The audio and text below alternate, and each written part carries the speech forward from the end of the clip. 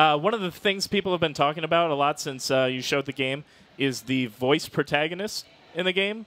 Where'd you come to that decision to use that? We wanted to tell this big epic story, and and do that in a way that let the player sort of relay emotion and have these emotional moments. And we realized, there's only so if you play Fallout 3, Liam Neeson is the voice of your dad, and there are some good emotional beats there, but there's only so much you can do when you're just clicking on a line of dialogue and there's no spoken response, and you can't.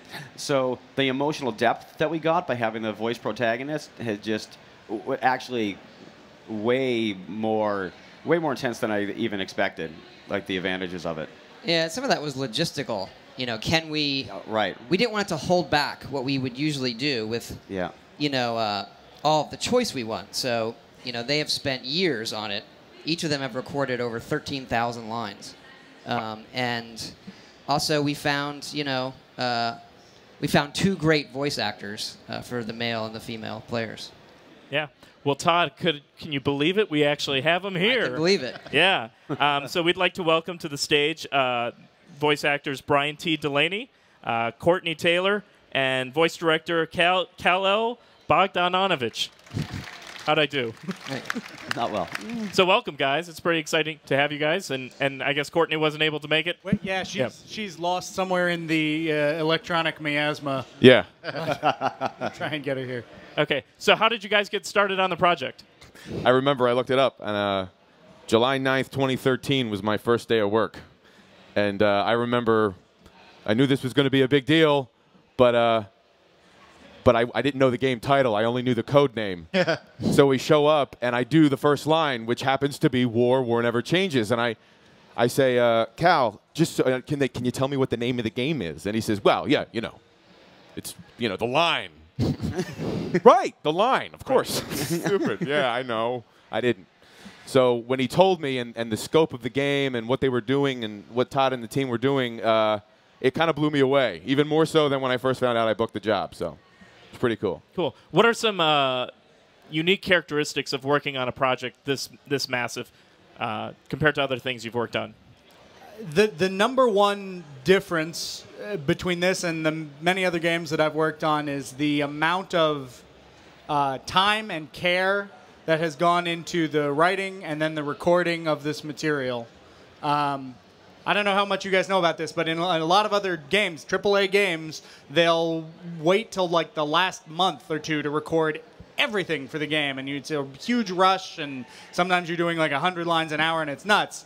To have had the artistic luxury of being able to work on this with these two, unfortunately Courtney's not here, these two incredibly talented actors for as long as we have, almost 3 years, definitely 3 by the time it launches, is just, it shows an attention to detail and a respect for the material and for the audience that you just don't see elsewhere.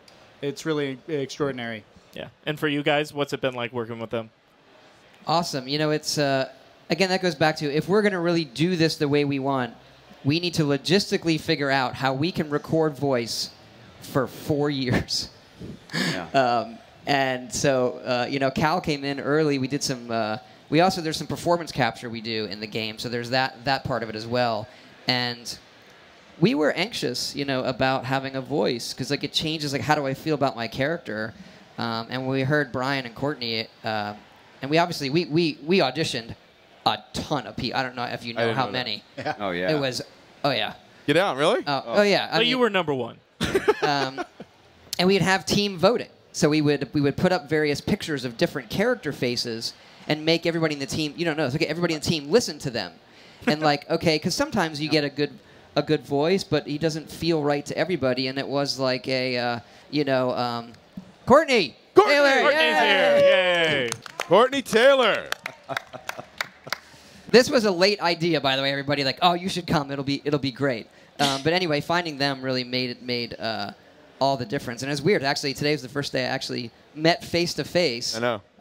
And I've been listening to his voice as the character, and they both have really owned the characters for years, and it got better and better and better. Yeah. I don't know. Emil could speak to it too. He does most of the writing. You know, you talk about, well, so there, you know, you can play the game as a female protagonist or a male protagonist, and you, so everything, so either gender can do everything in the game, right? So, and it was really cool for me to see the differences in the lines and the things that Brian brought and the things that Courtenay brought were sometimes completely different. Like I would write them a certain way, or the designers would write these things a certain way, and you would expect a certain performance, and then they would deliver something way beyond what you even expected. And so that actually happened very early. And that, you know, I spoke earlier of trust. It establishes trust with, you know, when you have this very emotional story, and the trust you have to have that these, you know, these folks are going to knock it out of the park. It just the recording sessions almost became conversational. You know what I mean? Just like, let's go in, let's do it. You know, and the communication to be able to talk to these guys and Cal about that's not working. Can we try it this way? Yeah, world of difference. Well, we're actually running out of time here. Thanks everybody for showing. Brian, I have one request for you. Maybe you could give the whole audience a "Let's go, pal." Let's go, pal. Perfect.